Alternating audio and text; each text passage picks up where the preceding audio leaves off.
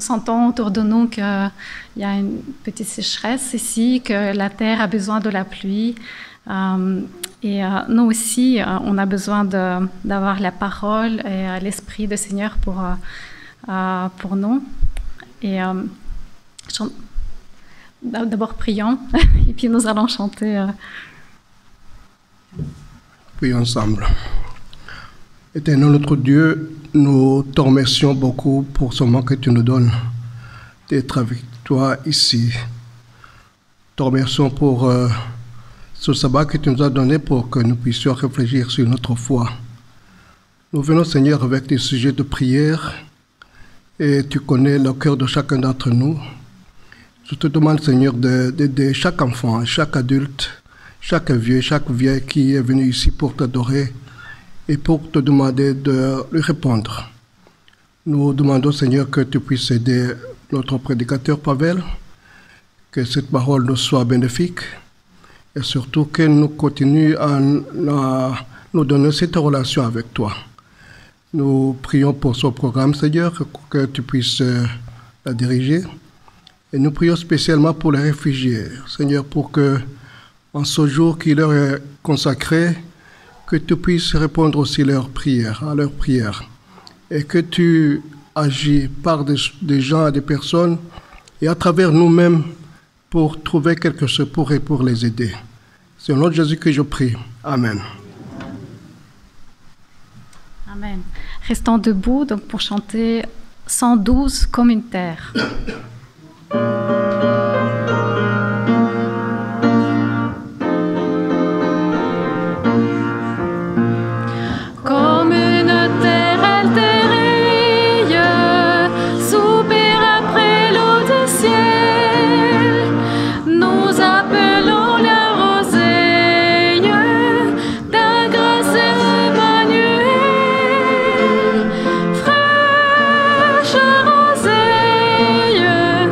Des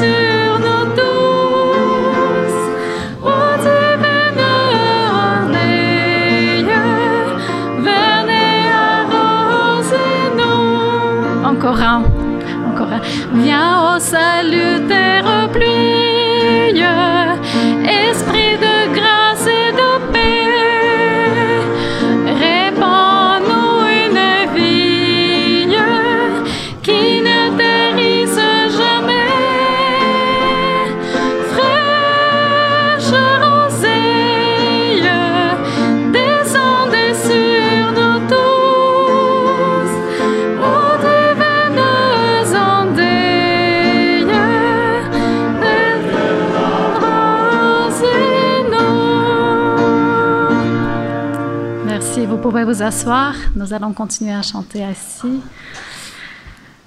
Le chant suivant, c'est « Nous voici, Seigneur ».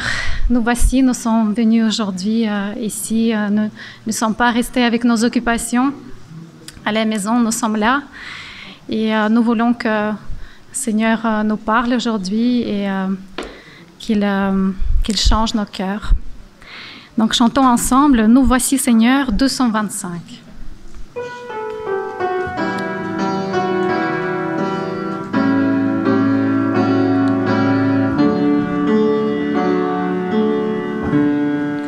Nous voici, Seigneur, pour louer ton nom et pour te donner le meilleur de nos dons, notre amour pour toi.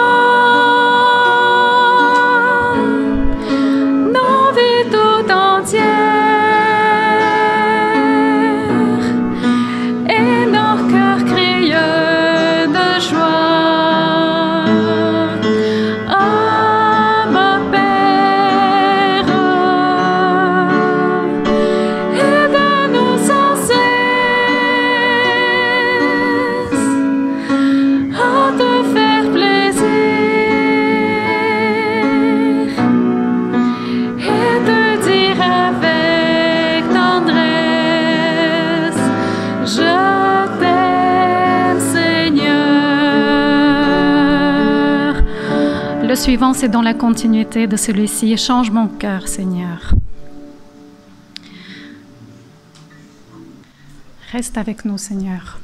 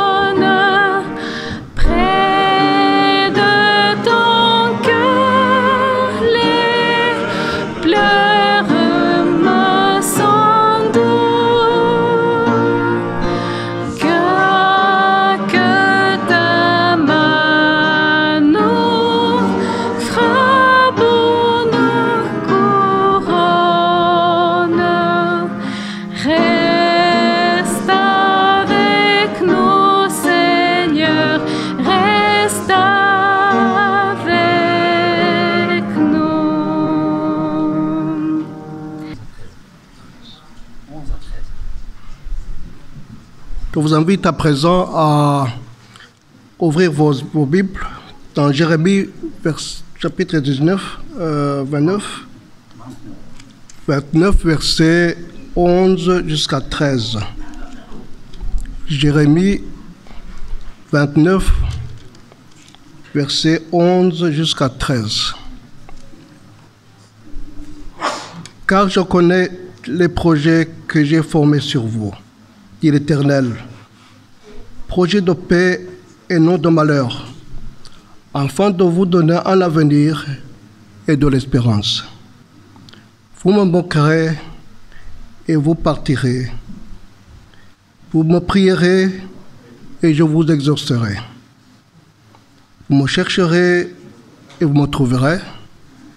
Et si vous me cherchez de votre cœur, que Dieu bénisse la lecture de sa parole.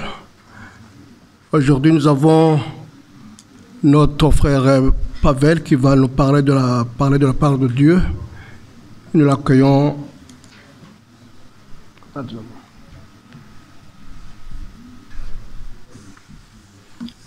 Bonjour et bonjour, encore moi. Aujourd'hui, c'est le sabbat des réfugiés. Et bon, maintenant, quand je regarde l'Assemblée, je me dis, est-ce que par hasard, il y a des Belges ici, où tous sont les réfugiés? Bon, je suis aussi belge, hein, mais ça ne veut pas dire que je suis né ici, mais je veux dire, ceux de souche, il y en a, hein. Mais est-ce que vos parents, ils étaient belges? Voilà. Et troisième génération, vos grands-pères, ils étaient belges. Qui peut lever la main? Voilà, 1, 2, 3, 4, 5, 6, 7. T'as aussi? Bien. Oui. Mais entre nous qui sont plus nombreux que les Belges, comment est-ce que vous vous sentez, les Belges? Vous ne vous sentez pas encore les réfugiés? En fait, si on peut le dire comme ça, c'est une situation qui apparaît et assez souvent. Et je voulais justement m'attarder sur un sujet qui est assez connu de vous, mais dans un nouveau angle peut-être. Parce que, comme vous savez, la semaine passée on a parlé d'Esther, cette semaine on a parlé de Daniel, et ce sont tous les deux, les personnages qui ont été exilés dans un pays qui leur était inconnu et qui se sont montrés d'un côté peut-être soit positif, soit négatif, on va voir. Mais est-ce que vous savez quel est le schéma de réfugié pour devenir vraiment, on peut dire, habitant du pays? S'il y a un problème, c'est un fugitif, il n'est pas encore réfugié parce qu'il est dans son pays, il essaie de partir, c'est un exilé peut-être, s'il a des problèmes économiques, s'il veut aller dans un autre pays, c'est quelqu'un qui est déplacé de ses racines et qui va dans un autre pays. Et c'est par après, dans le pays où il se trouve, soit il est reconnu réfugié ou pas. N'est-ce pas? Qui d'entre vous a demandé le statut de réfugié? Oui, il y en a. Moi aussi, d'ailleurs. Vous savez que c'est pas facile, en fait, de vivre sans papier. Sans en avoir aucun. Je veux dire, juste un papier comme ça, c'est pas un document. Hein. C'est ce que j'avais pendant 7 ans. Bon. Et après, si l'État le reconnaît, il est plus ou moins à l'aise. Parce que déjà, la police et tout, ça ne le touche pas tellement. Mais après un certain temps, s'il devient le membre de la société, il devient étranger, parce qu'il vient dans leur commune, c'est dans le registre des étrangers qu'il s'inscrit. Voilà. Et puis, par après, au fil du temps, s'il veut s'acquérir la nationalité, il devient, un autre. Mais, il y a un petit flou là. Pourquoi ? Il n'est pas quelqu'un qui est né ici, ni ses parents, ni peut-être ses grands-parents. Et donc, il a en quelque sorte une double identité. Et ça, c'est ce que pose surtout un point d'interrogation, on peut le dire comme ça. En revenant à l'histoire que je voulais vous raconter aujourd'hui, c'est surtout de l'Esther que je voulais dire. En fait, quand est-ce que ça s'est passé comme ça? Vous savez dans quelles années ça s'est produit? L'exil des Israélites en Babylone. Oui, c'est autour de 597 que Nabucodonosor a captivé, a conquis les territoires, il a amené les captifs en Babylone. Et là, le texte que vient de lire Nelson, en fait, si vous regardez ces textes, vous allez voir que dans ces textes, Dieu dit à son peuple qu'il ne va pas être exilé pour l'éternité. Ouvrez la Bible donc Jérémie 29. Vous allez voir que à ce texte-là qu'on utilise souvent comme bénédiction, il est précédé que Dieu dit qu'il va avoir 70 ans avant que le peuple commence à revenir sur son territoire d'où il est transplanté. Et donc c'est en 597 avant Jésus-Christ. Et l'histoire d'Esther dont je reviens, elle se passe en 3e année de règne de Xerxes, qui est déjà pas babylonien, il est perse. Et 3e année de Xerxes, c'est autour de 482 avant Jésus-Christ. 597, 482, quand Xerxes dit, voilà, vous pouvez revenir, combien d'années il passe? Plus de 100 ans déjà. Donc on peut dire que c'est déjà grand temps de revenir. C'est déjà l'accomplissement de la 2e volée de cette bénédiction que Dieu a promis à son peuple, de le faire revenir sur cette terre, pour qu'il puisse rebâtir le temple, pour qu'il puisse se réinstaller dans le pays. Mais qu'est-ce qui se passe dans le livre d'Esther? 70 ans sont écoulés. Déjà 3e année de règne de Xerxes, qui est déjà 2e roi de Perse, après Cyrus. Donc, à part de 70 ans, il y a déjà 50 ans qui sont écoulés. Pendant tous ces temps-là, qu'est-ce que vous croyez que les réfugiés ont fait là? C'est ce que Dieu a dit. Allez-y là, en Babylone, multipliez-vous, plantez les vignes, multipliez-vous pour que vous puissiez prospérer. Et alors là, s'il y a déjà les pères et les grands-pères qui sont été installés en Babylone, c'était pas facile, hein, en fait, pour les gens qui maintenant se sont comme des vrais habitants de pays et qui ont déjà des noms comme Mardoché et Esther. Vous savez qu'est-ce que ça veut dire, Mardoché? Mardoché, ça provient de nom de grand dieu des Babylone, Marduk. Marduk, c'est un dérivatif de ce nom-là. Et Esther, vous savez? Esther, c'est comme une étoile. Mais il y avait aussi une déesse en Babylone qui s'appelait Ishtar. Esther, Ishtar. Vous voyez déjà les prénoms même de ces gens-là qui ont été exilés en Babylone. Ils n'étaient pas vraiment des consonances hébreux. Par contre, elle avait déjà le 2e nom. Hein. Vous savez qu'elle s'appelait comment? Hadassah. Bien, Basile. Hadassah, ça veut dire myrte.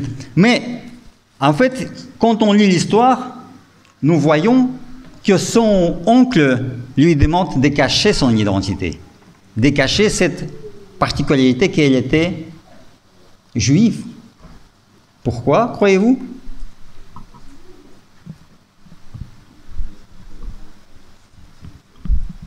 Pardon?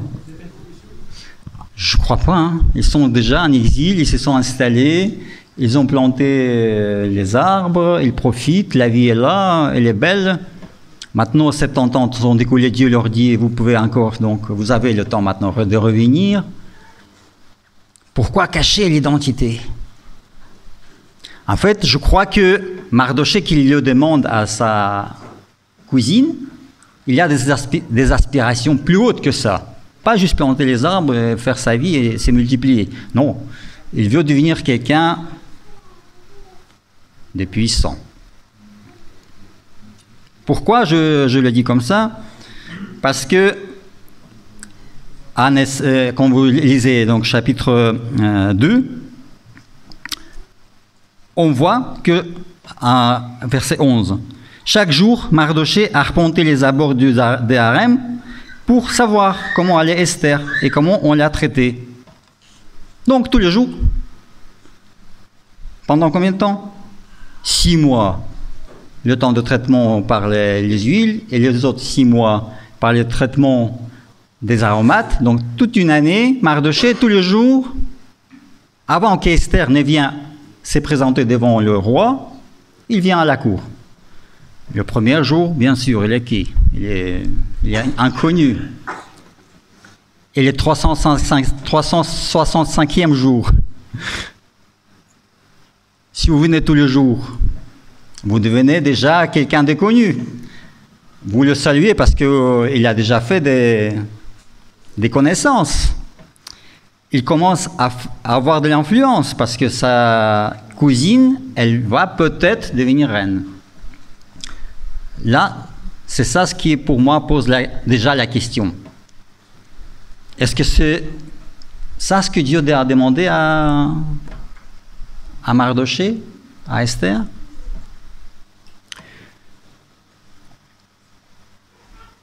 Esther, par contre, c'est elle en fait qui doit faire tout le travail, en quelque sorte. Et si vous voyez déjà que Esther, c'est Ishtar, et Ishtar, c'est une déesse de l'opulence et de procréation, et que en fait, c'est Vénus, l'étoile de Vénus, qui est l'étoile de Ishtar. Donc, c'est pas par hasard qu'elle est Esther.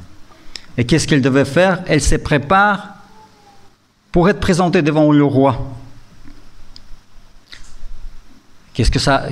Comment est-ce que vous croyez que la chose s'est passée? Tout un an de préparation. Elle reste en attente.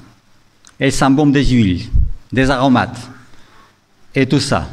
Et puis, le dernier jour, elle doit se présenter devant le roi pour passer la nuit avec lui. Ah, vous allez dire, qu'est-ce que ça veut dire? Est-ce que c'est normal? Comment ça se fait? Mais apparemment, elle n'est pas encore reine, et pour être reine, elle doit passer par ces procédés. Donc, c'est dans la Bible que c'est écrit qu'elle doit être avec le roi, et puis le matin, elle sort, elle devient concubine des rois. Et c'est pas après que le roi va décider qui encore va devenir reine. Bon, maintenant je vous demande, est-ce qu'il y a pas une perte de valeur, d'identité, de choses qui sont vraiment plus parlantes par rapport à cet état de réfugié, cet état d'étranger, qui va encore plus à l'encontre de l'état spirituel des choses? Pourquoi? En Deutéronome, chapitre 7, 3-4, on peut lire ça. « Tu ne t'allieras pas par des mariages avec les peuples dans le pays dont tu rentres. Tu ne donneras pas ta fille à leur fils, et tu ne prendras pas leur fille pour ton fils. Car ils éloigneraient de moi tes fils. Ceux-ci serviraient d'autres dieux, et le Seigneur se mettrait en colère contre vous. Il vous détruirait bien vite. » C'est pas que Dieu menace, c'est pas qu'il veut, par la force, dire ne regardez pas cette partie de population parce que c'est pas pour vous. Hein. Il explique, il dit non, en fait, ces gens-là, ils sont tellement dans le péché qu'ils vont vous éloigner de Dieu. Et c'est par après, quand vous êtes éloigné de Dieu, Dieu n'aura pas d'autre chose à faire. Voilà, vous allez périr. Ça n'a pas arrêté ni Mardochée, ni Esther. Bon, Bien heureusement que moi, je n'ai pas dû passer par cette méthode pour devenir belge, ni personne d'autre ici présent, j'espère. Maintenant, il y a quand même des contraintes qui existent dans la société et dont on s'est dit que c'est en quelque sorte les procédés qui font le peuple dans lequel nous vivons. On doit s'intégrer. Nous avons une Ukrainienne qui vit chez nous et elle a des cours d'intégration.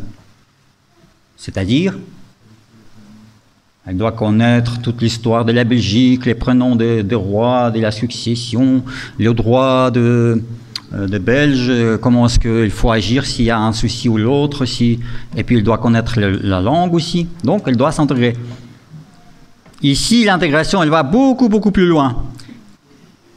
Il faut accepter les coutumes, les us et les coutumes du pays, et il faut se plier, se mettre à genoux. Pardon? À genoux, je vous ai dit. Hein, personne ne se met à genoux, pourquoi? Tiens. Mais si on peut le dire comme ça, le pouvoir royal était absolu. Si quelqu'un ne se mettait pas à genoux, c'est qu'il bashka, ça veut dire couper la tête.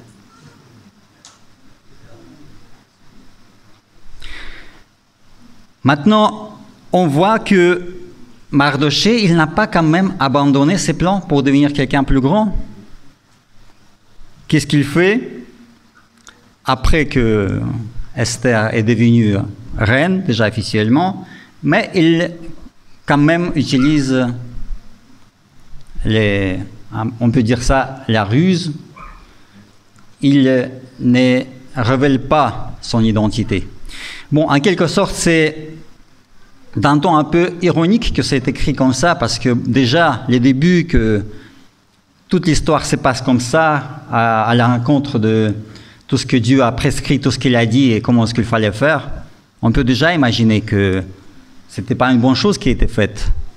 Mais le livre d'Esther est là pour que nous apprenions. Et donc, Mardochée est devant les portes, les portiques. Il y a tous les jours un certain premier ministre qui passe. Et donc là, il ne veut pas fléchir les genoux, comme je disais tout à l'heure, devant ses premiers ministres. Donc quand même, il se prend pour quelqu'un qui tient à quelque chose, n'est-ce pas? Qu'est-ce que ça veut dire ne pas fléchir les genoux? Et quand cette première ministre, Aman, a vu que Mardochée ne s'inclinait pas, ça se passe un peu vraiment à la limite de la chute de toute la nation juive. Pourquoi je lui dis ça comme ça? Vous voyez les aspirations de Mardochée? Et Aman, il a su que Mardochée était juif. Quand même, il l'a su. De toute façon, il l'a su. Et qu'est-ce qui lui a entré dans la tête? Ça lui a paru vraiment trop petit de s'occuper de ce petit-là, de lui occuper la tête. Non, tous les juifs doivent passer à la trappe. Il prévoit le jour où tous les juifs dans toutes les provinces devaient être décapités. Et tous leurs biens doivent être pris par les habitants du pays. Et vous savez, Judée, il était aussi une des provinces qui était sous le règne de ces rois, des Perses. Donc, ces aspirations de Mardochée, il mettait vraiment à mal partout, tous les Juifs. Et en un jour, ça pouvait disparaître.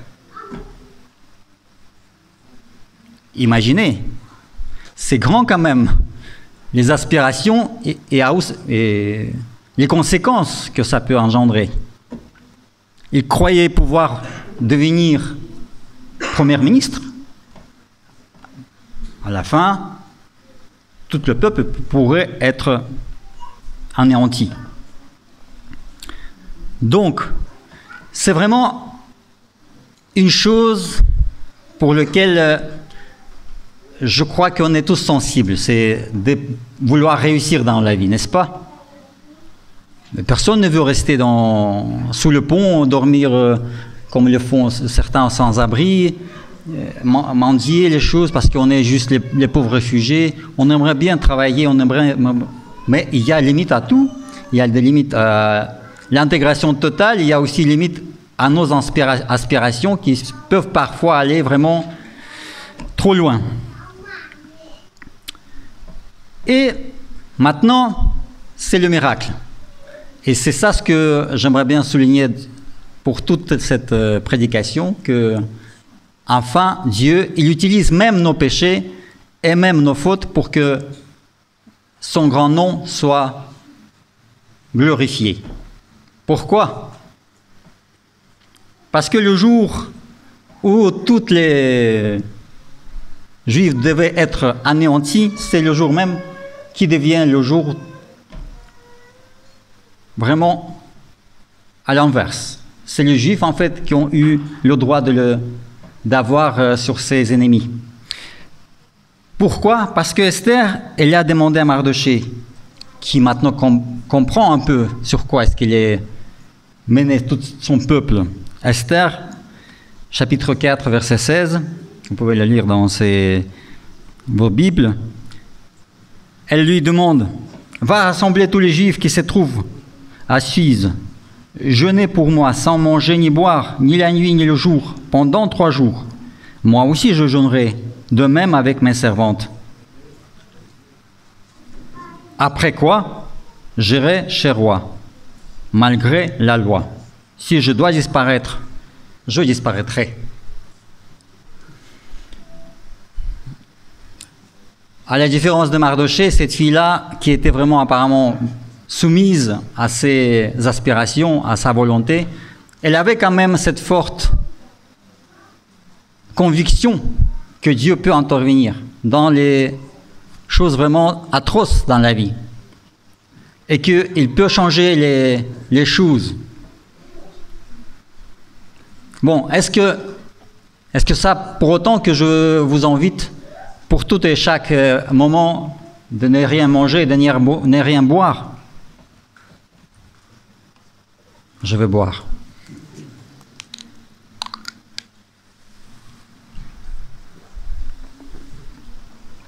Combien d'entre vous peuvent rester sans manger ni boire?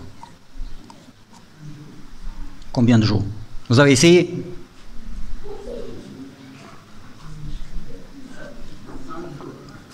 Un jour, super. Héraclite, des champignons. 3.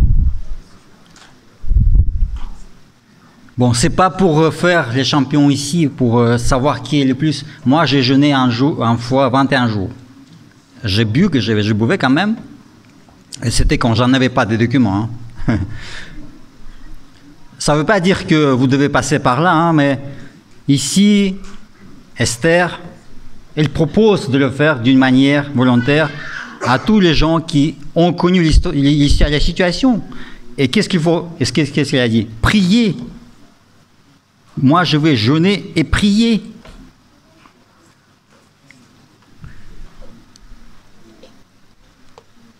Grâce à Dieu, qui peut faire et renverser nos fautes en triomphe, nos deuils en joie, et nous donner vraiment l'espoir pour la paix et pour tout ce qu'il donne.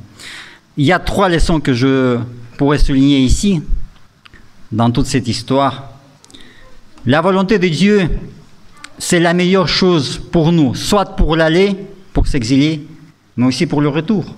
N'est-ce pas? C'est ce qu'on a parlé.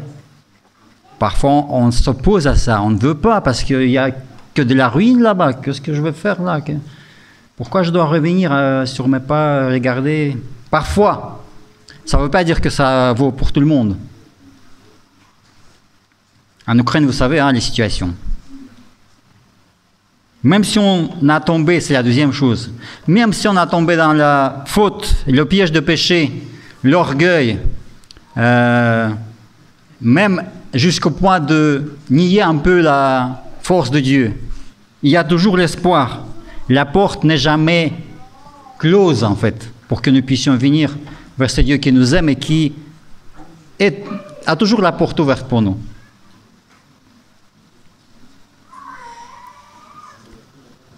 Et le troisième, vraiment le point d'orgue, c'est que Dieu, il peut transformer tout ce que nous avons eu dans notre vie. Et même si c'était la tristesse, les jours difficiles, un jour de triomphe, un jour de joie, et la deuil en fait. Pour une autre fois, peut-être on va parler de ce fête qui s'appelle Purim, et dont les Juifs fêtent encore. Mais déjà, je voudrais bien que ces trois choses soient effectives dans votre vie et que Dieu vous bénisse, que vous puissiez comprendre sa volonté pour que vous puissiez sentir sa présence transformante, bienfaisante et bénéfique. Amen.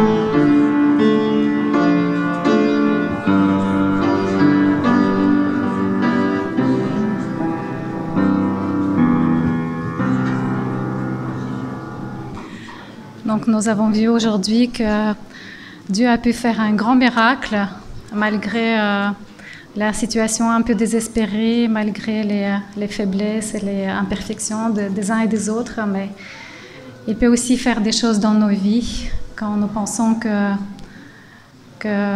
rien ne peut être changé, on n'est pas dans une bonne situation, mais Dieu peut agir et il peut montrer sa gloire. Levons-nous et chantons ensemble le chant dans Donnez-lui gloire 150. Vers toi monte.